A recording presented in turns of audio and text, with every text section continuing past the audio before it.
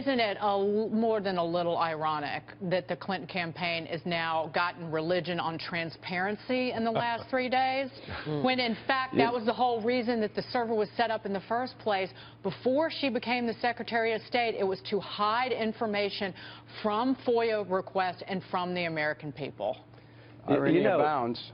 Another thing, when I hear people like John Podesta say we'd like the FBI to disclose what they're looking at, well, why don't they just start with Huma Abedin saying, here's everything I got, guys. I don't care about the FBI. I mean, there's nothing to prohibit her, and as I understand it, from going ahead and saying, here's everything. I'm putting it out for the public. I know there's not much time, but there's enough people in the world that can look at all these emails and see that they are only about yoga and carpooling or whatever else. Yeah. But we know that's not the fact. Well, you know, one of the things that...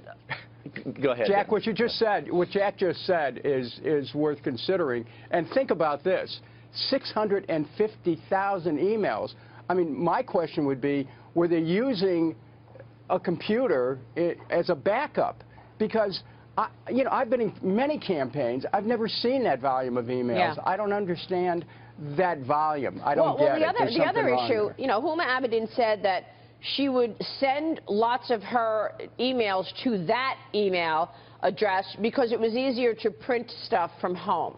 She said there was too much clutter to print at the office, so she wanted to print at home. So she would send all of her emails to her Yahoo account so she could print it.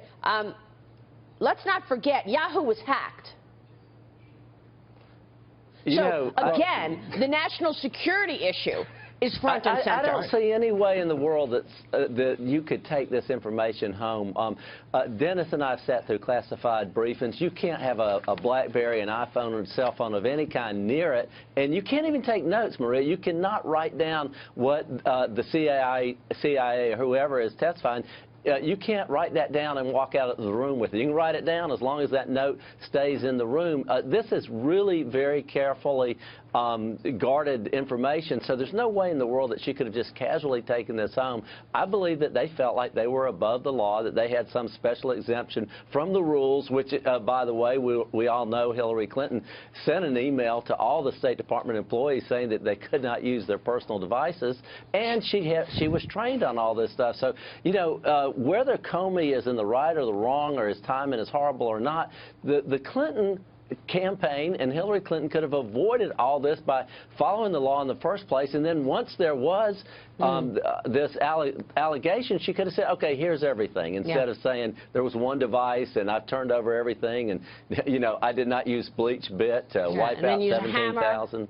Hammer another device. Yeah, but Congressman Kingston, I think it's funny because you bring it up too. I mean, the Clinton campaign, all day on Friday, they said, listen, none of it had to do with her server. She didn't send any of it. It wasn't to her. It wasn't from her. It was pretty interesting, but we know we have 650,000 emails that are going to, some of them are going to prove contrary to what they're saying. And then also they came out and said it was a partisan thing. James Comey only sent it to the Republicans. Which was a lie. Which was a lie. So they're just consistently going out there and smoke and mirrors going around. So I guess the main question is, how can they recover from this? And both of you, I mean, is there a way to overstep what just came out? Well, you're seeing the polls that Maria pointed out at the beginning of this segment, that 3 out of 10 Americans are concerned about this. Yeah, but here, 1 out of 10 are not Republicans according to this poll. If that's true, you're talking about all you need is like a 5-point swing to change an election. This could change the election, which is, one of the concerns I have, because there's a lack of specificity in the information. Yeah, it's a fair concern. The only worry is that we were going to find this out at some point, and it would have been after Hillary Clinton became president. And then what happens? What do the American people think about the system? If, in fact, they vote her in, and then they find out information that would have changed their mind. So I still stand by it's never too late to do the right thing. We don't know what this is, though. But I think, Maria, this is what they're going to do. And if you look at the Clinton pattern over the years. They're just going to push their way through this. They're going to use their tremendous ground game, which isn't just the Clinton campaign, but it's the DNC and the Sierra Club and the National Teachers Union.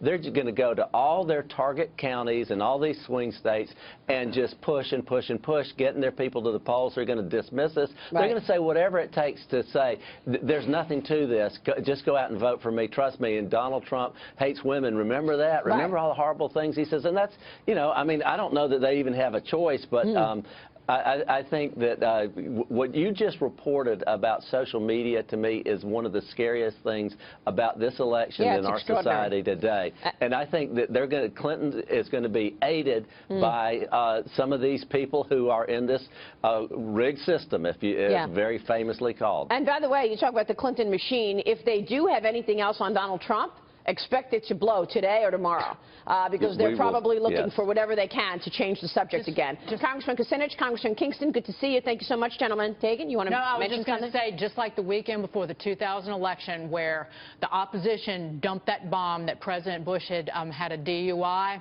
look out. It'll happen on Sunday. Absolutely.